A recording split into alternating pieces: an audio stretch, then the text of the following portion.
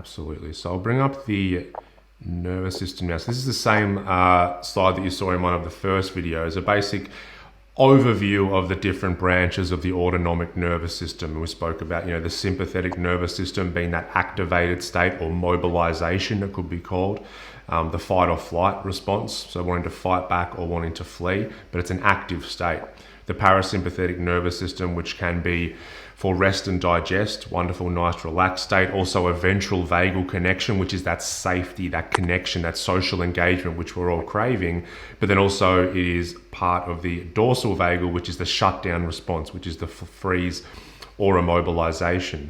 So what happens with people who are struggling with addiction, if we're talking about it from a nervous system point of view, we go through experience when we're younger, we go through nervous system adaptations, and we end up stuck between this sympathetic nervous system and this dorsal vagal or shutdown response. We have very little or no ventral vagal connection just because, for a variety of reasons that we've covered in this course. Maybe there was significant trauma, developmental trauma, parents who had no idea about this stuff and they couldn't be present for themselves, let alone present for us. There's no blame here. This is just what happens.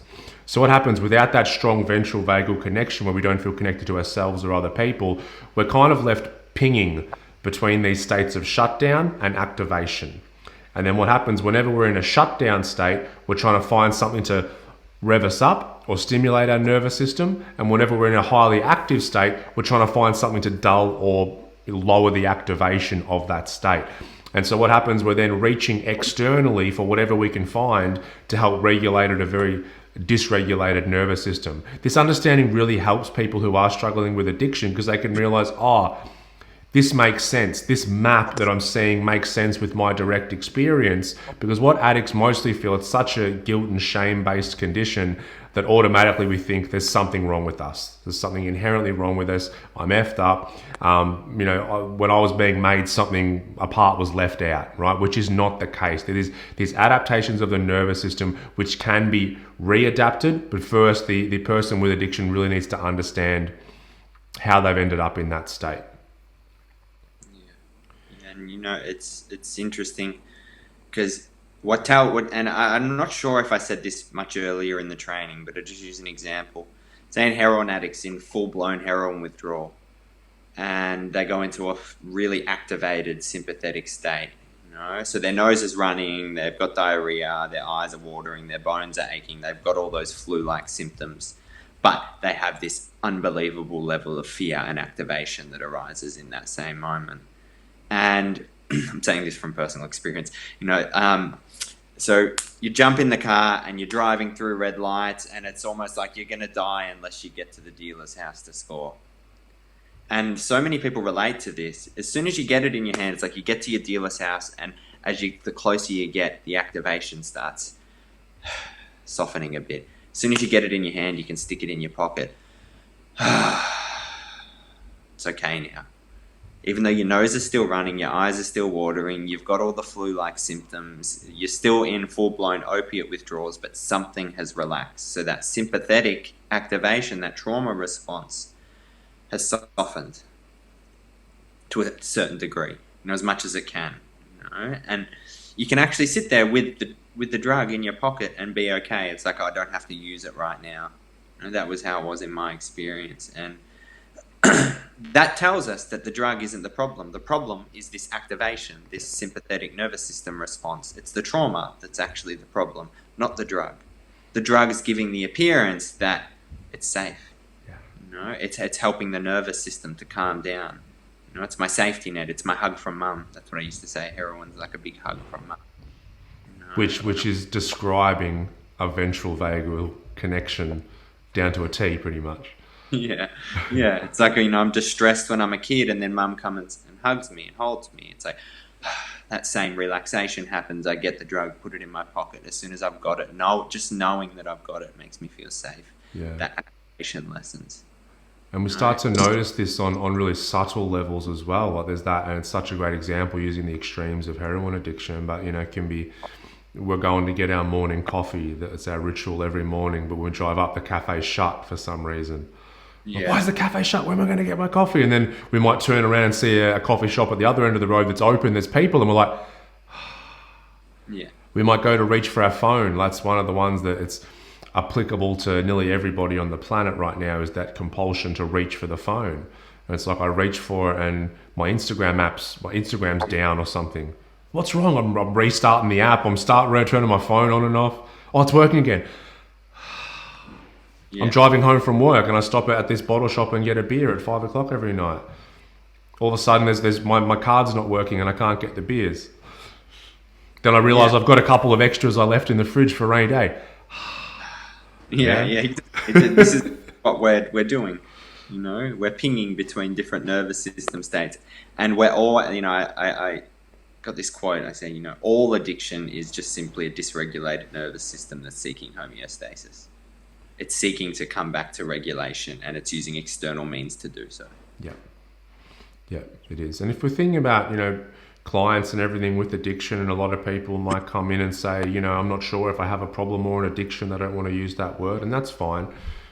But it's good to sort of lay some groundwork. And one of the best definitions that myself and Matt have is, look, if you want to say, do I have a problem or an addiction or a dependence, you want to ask yourself, it's whatever behavior. So it doesn't have to be drugs or alcohol. It can be gambling, shopping, sex, food, work, behavior, right? Phone. So is this behavior, do I find craving to do it when I'm not doing it? Do I find relief in once I start doing it? And despite it having negative consequences in other areas of my life, I'm unable to stop. Okay, so we can have an addiction without it being a problem. Yeah. It becomes problematic at a certain point for a lot of people. You know? So we can be living out these addictions and it not be problematic, like it be completely okay.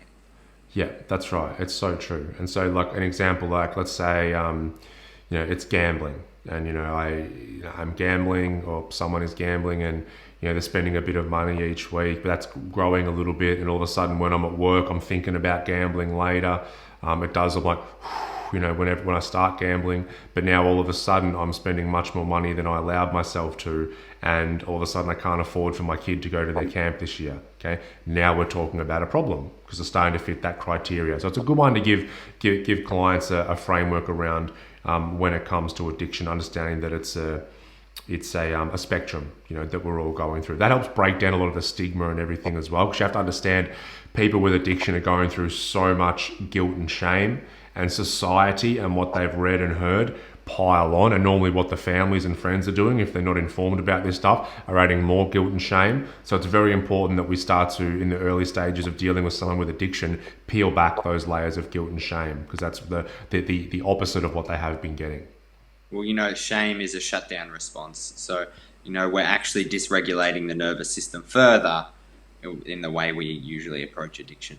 Yep, absolutely. So I'll just bring up another little screenshot here, which is a good framework to have. So if we think about sort of the layers of addiction, so on top here we've got the addiction that we see, or you can call it a coping mechanism as well instead of an addictive behavior.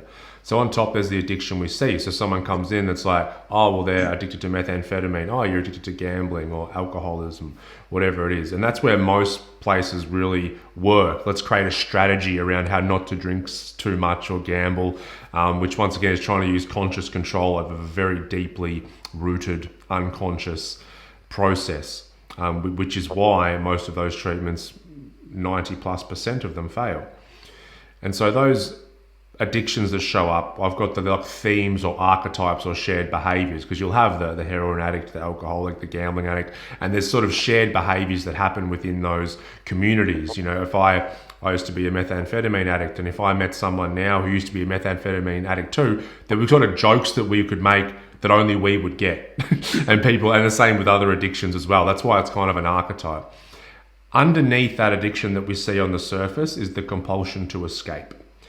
That compulsion is the same mechanism that all human beings had. Like I've mentioned in this video, that same compulsion to reach for heroin or alcohol or the phone or a coffee or whatever it is, that same compulsion to escape the present moment, because the present moment is for some reason too disturbing or too painful and I want to escape it. Okay, that compulsion is in everybody. And then underneath that compulsion to escape is the underlying trauma that is very subjective and individual to that human being. Okay, based on the human being, what we've spoken about, the different types of trauma, whether they're by nature have a highly sensitive nervous system, the circumstances they went through will determine the amount of underlying trauma and pain they have stored within their system and their body. Now, the more underlying trauma that we have stored within our soma, in our body, the higher that compulsion to escape is. The higher that compulsion to escape is, the more addictive behaviors that we'll see showing up on the surface. So it's important to always, like we've spoken about in this training with nearly everything else, we've got to look deeper than just the surface. Because, Dr. Carl Hart's research out of Columbia University tells us, out of all people that try drugs, somewhere between 10 to 20% will develop a dependence, which means 80 to 90% don't.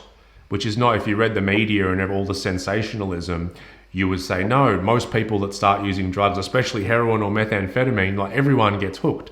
It's not true. It's 10 to 20%. So what we need to ask is what makes that 10 to 20% susceptible to an addiction? It's what we're talking about in this video. It's that underlying drivers and that compulsion to escape.